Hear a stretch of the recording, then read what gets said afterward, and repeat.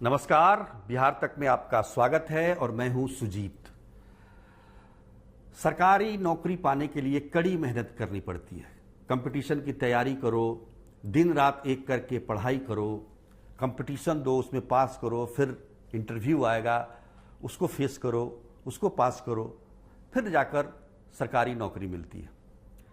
आपके शैक्षणिक योग्यता के आधार पर सरकारी नौकरी नहीं मिलती है। सरकारी नौकरी की बात तो छोड़ दीजिए, आजकल कॉलेजों में भी एडमिशन के लिए टेस्ट देना पड़ता है। लेकिन बिहार में अभी भी नंबर के आधार पर नियुक्तियां हो रही हैं और उस नंबर के आधार पर जो नियुक्तियां हो रही हैं उसमें कितना फर्जीवाड़ा हो रहा है उसका प्रमाण है ये कागजों का पुलिंदा। बात तकनीकी सेवा आयोग, बिहार की तकनीकी सेवा आयोग की है, जिसका विज्ञापन निकलता है 2019 में 6,379 पदों के लिए, और उसमें आधार होता है कि शैक्षणिक अंकों के आधार पर जिसका ज़्यादा अंक होगा उन्हें नौकरी दी जाएगी। 3 वर्ष लगे। 2 अप्रैल 2022 को इसका रिजल्ट निकला। जो सफल हुए काफ़ी खुश हुए, लेकिन ये खुशी ज़्यादा दिन तक नहीं टिकी। 2 दिन के बाद ही इस रिजल्ट को निरस्त कर दिया गया, क्योंकि इसका भारी विरोध हुआ था। इसमें बताया गया कि अभ्यर्थियों ने फर्जी संस्थानों से डिग्रियां ली और अपने नंबर बढ़वाए और नौकरी पाली। हालांकि जो सफल थे अभ्यर्थी और रिजल्ट निरस्त होने के बाद वो भी पटना के गर्दनी बाग में धरने पर बैठे हुए हैं कि हमारे साथ नाइंसाफ़ी हुई है।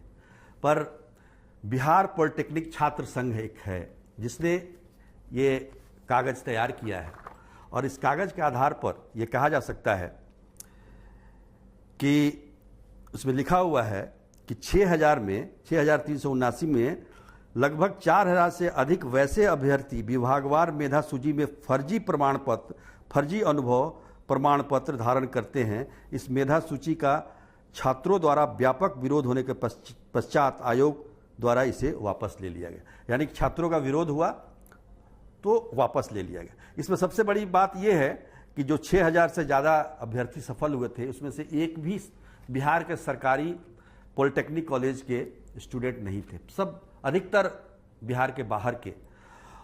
ऐसा नहीं है कि बिहार सरकार ने फेयर करने की कोशिश की, उसने पैनल भी बनाया। उसमें जांच दल बनाया गया, करीब 7 जांच दल बनाए गए, और पूरे देश भर में ये जांच दल जाकर उन जो संस्थाएं हैं उनकी भौतिक सत्यापन कि कितना सही है, कितना गलत है। लेकिन इन जांच दलों को कोई भी संस्था गलत नजर नहीं आई, कोई भी रिजल्ट फर्जी नजर नहीं आया। पर इसमें जो दिखाया गया है प्रमाण, उसके आधार पर तो कई ऐसे उदाहरण हैं जिसमें बिहार सरकार के ही दूसरे विभाग में ये अभ्यर्थी सफल हुए और नौकरी किए, और वहां उनका फर्जी प्रमाण पत्र निकला और उन्हें वहां से बर्खास्त कर दिया गया। जब एक सरकार के ही एक विभाग ने उन्हें बर्खास्त कर दिया, फिर दूसरे विभाग में वो कैसे माना जा सकता है कि वो उनका चयन उचित है? तो इस प्रकार के करीब कई उदाहरण हैं। 1, 2, 3, 4, 5, 6, 7, 8, मतलब 15 से ज़्यादा उदाहरण हैं जिसमें बिहार सरकार के एक विभाग में वो व्यक्ति काम किया और उसके प्रमाण पत्र की जब जांच हुई तो पता चला कि वो फर्जी है।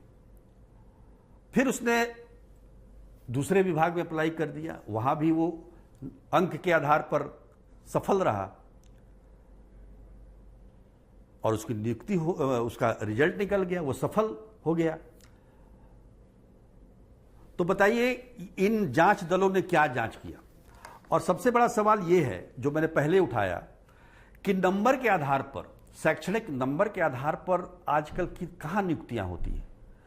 ये जिस विभाग का है, जल संसाधन विभाग का मामला है, और जल संसाधन विभाग में पहले परीक्षा के आधार पर, टेस्ट के आधार पर ही नियुक्तियां हुआ करती थी। 2011 में नियुक्ति हुई है जिसमें बहुत सारे पॉलिटेक्निक, जो राजकीय पॉलिटेक्निक कॉलेज हैं, उसके छात्र सफल हुए हैं। लेकिन 2015 में इसके नियम में संशोधन किया गया कि अंक के आधार पर इसमें नियुक्ति होगी। अब जहां अंक का मामला होगा तो अंक बढ़ाने के लिए कई तरह के तकनीक का इस्तेमाल किया जा सकता है और होता भी रहा है। तो निश्चित तौर पर यह व्यवस्था जब से हुई उसका विरोध भी हुआ। तत्काल प्रभाव से 2015 में इसको वापस भी लिया गया, लेकिन 2017 में फिर ये लागू हो गया। 2019 में पहली बार विज्ञापन निकला और जिसका नतीजा आपको पता ही है कि 2 अप्रैल 2022 को रिजल्ट आता है और 2 दिन के बाद उसको निरस्त कर दिया जाता है। तो आखिर ऐसा काम क्यों करें, सरकार ऐसा काम क्यों करे जिससे फर्जी जो अभ्यर्थी हैं वो सरकार में काम करने लायक नहीं है, वो कैसे इसमें सफल हो सकते हैं फर्जी प्रमाण पत्र के आधार पर। तो कहने का मतलब ये है कि आप आजकल जब कॉलेजों में एडमिशन के लिए टेस्ट का प्रावधान है तो फिर ये नंबर के आधार पर प्रावधान करने के पीछे की वजह क्या है? सबसे बड़ा सवाल ये है।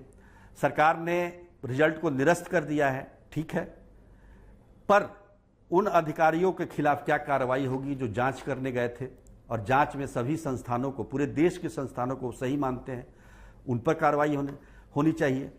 कुल मिलाकर देखा जाए तो ये जो पूरा पुलिंदा है ये सरकार की विश्वसनीयता पर सवाल खड़ा करता है। निश्चित तौर पर सरकार को इस पर जवाब देना चाहिए। आज के लिए बस इतना ही।